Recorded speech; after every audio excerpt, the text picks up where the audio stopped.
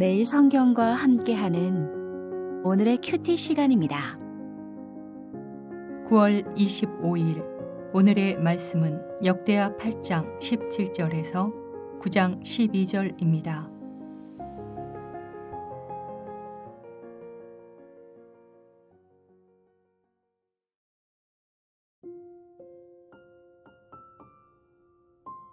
그 때에 솔로몬이 에돔 땅에서 바닷가 에시온게벨과 에롯에 이르렀더니 후람이 그의 신복들에게 부탁하여 배와 바닷길을 아는 종들을 보내매 그들이 솔로몬의 종들과 함께 오빌에 이르러 거기서 금 450달란트를 얻어 솔로몬 왕에게로 가져왔더라. 스바 여왕이 솔로몬의 명성을 듣고 와서 어려운 질문으로 솔로몬을 시험하고자 하여 예루살렘에 이르니 매우 많은 시종들을 거느리고 향품과 많은 금과 보석을 낙타에 실었더라. 그가 솔로몬에게 나와 자기 마음에 있는 것을 다 말하매 솔로몬이 그가 묻는 말에 다 대답하였으니 솔로몬이 몰라서 대답하지 못한 것이 없었더라. 스바 여왕이 솔로몬의 지혜와 그가 건축한 궁과 그의 상의 음식물과 그의 신하들의 좌석과 그의 신하들이 도열한 것과 그들의 공복과 술 관원들과 그들의 공복과 여호와의 전에 올라가는 층계를 보고 정신이 황홀하여 왕께 말하되 내가 내 나라에서 당신의 행위와 당신의 지혜에 대하여 들은 소문이 진실하도다. 내가 그 말들을 믿지 아니하였더니 이제 와서 본즉 당신의 지혜가 크다 한 말이 그 절반도 못 되니 당신은 내가 들은 소문보다 더하도다. 복되도다 당신의 사람들이여, 복되도다 당신의 이 신하들이여, 항상 당신 앞에 서서 당신의 지혜를 들음이로다. 당신의 하나님 여호와를 송축할지로다. 하나님이 당신을 기뻐하시고 그 자리에 올리사 당신의 하나님 여호와를 위하여 왕이 되게 하셨도다.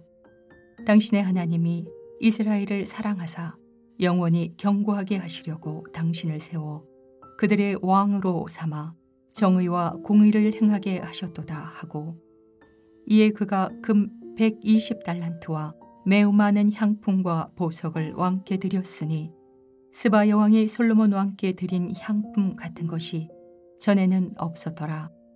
후람의 신하들과 솔로몬의 신하들도 오빌에서 금을 실어 올 때에 백단목과 보석을 가져온지라. 왕이 백단목으로 여호와의 전과 왕궁의 층대를 만들고 또 노래하는 자들을 위하여 수금과 비파를 만들었으니 이 같은 것들은 유다 땅에서 전에는 보지 못하였더라.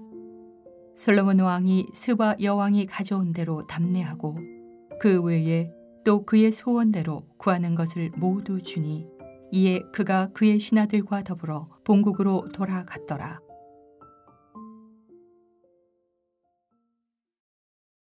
안녕하세요. 9월 25일 목요일 묵상을 돕는 오디오 해설입니다. 오늘 본문은 역대하 8장 17절에서 9장 12절입니다. 어제 17, 18절에 대한 내용은 미리 언급했듯이 이 구절은 솔로몬 당시의 남쪽 영토를 보여줍니다. 홍해에 맞닿아 있던 에시온게벨과 엘롯 덕분에 이스라엘은 동남아프리카와도 무역할 수 있었습니다. 이 해상 무역 통로는 이스라엘에게 많은 경제적 이익을 안겨주었습니다.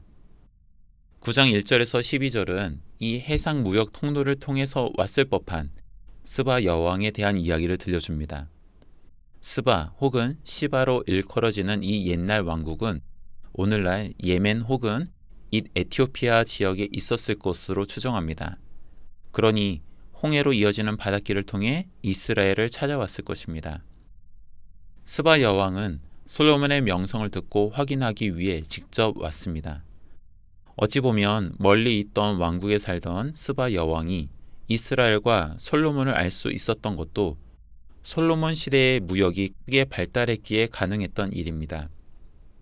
18절에 있는 것처럼 금 450달란트에 달하는 엄청난 재물이 이스라엘로 향했기에 스바 여왕도 호기심을 가졌을 것입니다.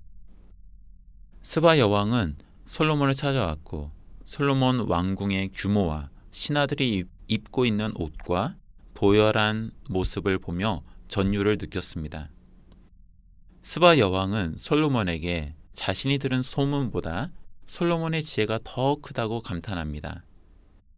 그러면서 8절에 스바 여왕이 말하길 하나님께서 자신을 위하여 솔로몬을 왕이 되게 하셨다고 솔로몬을 높입니다.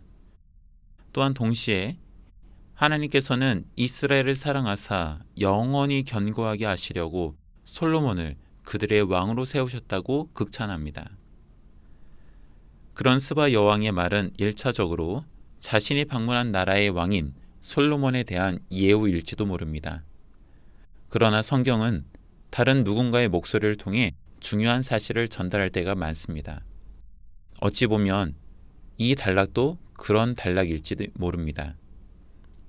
역대기 저자는 스바 여왕의 목소리를 통해 하나님께서 자신을 위하여 솔로몬과 같은 왕을 세우셨다. 하나님께서는 이스라엘을 사랑하사 영원히 견고하게 하시려고 솔로몬과 같은 훌륭한 왕을 세우셨다고 말하는 것 같습니다. 우리가 이 단락에서 소원하는 것이 솔로몬의 지혜와 부귀가 되어서는 안 됩니다.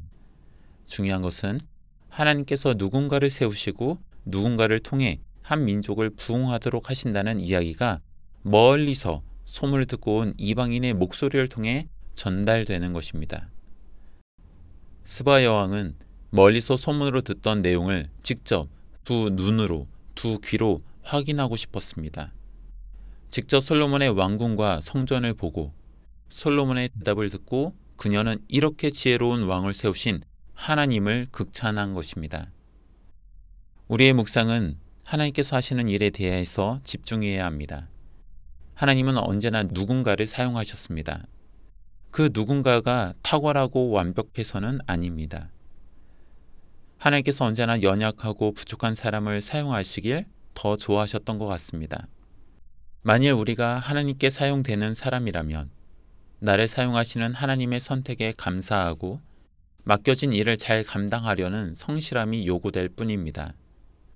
스바 여왕이 솔로몬의 지혜와 부귀의 소문을 듣고 왔지만 결국 그녀의 입에서 나온 것은 지금의 솔로몬을 있게 만든 하나님에 대한 찬양이었음을 잊지 말아야 하겠습니다. 함께 기도하겠습니다.